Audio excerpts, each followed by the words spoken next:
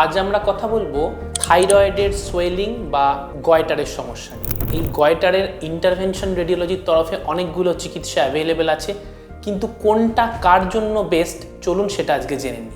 বেশিরভাগ ক্ষেত্রে পেশেন্টসরা আসে কসমেটিক প্রবলেম নিয়ে, যে গলার কাছে একটা ছোট্ট সোয়েলিং যেটা দেখতে খারাপ লাগছে। সেক্ষেত্রে মূলত আমরা কিন্তু অ্যাডভাইস করি মাইক্রোওয়েভ অ্যাবলেশন বা হিটের দ্বারা জিনিসটাকে কিওর করে দেওয়া।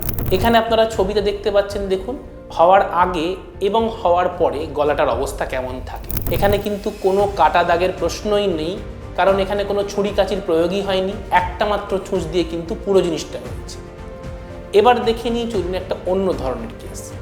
এইখানে আপনারা দেখতে পাচ্ছেন এই ভদ্রলোকের কিন্তু গলায় একটা মস্ত সোয়েলিং বা একদম ফুলে রয়েছে পুরো গলাটা। এটা কিন্তু শুধুমাত্র মাইক্রোওয়েভ দিয়ে ট্রিটমেন্ট করা সম্ভব নয়। এক্ষেত্রে আমরা ইউজ করব থাইরয়েড আর্টারি এম্বোলাইজেশন। পরবর্তীকালে দরকার হলে মাইক্রোওয়েভ লাগতেও পারে, নাও রাখতে পারে, কিন্তু মূল ট্রিটমেন্ট হবে থাইরয়েড আর্টারি এম্বোলাইজেশন।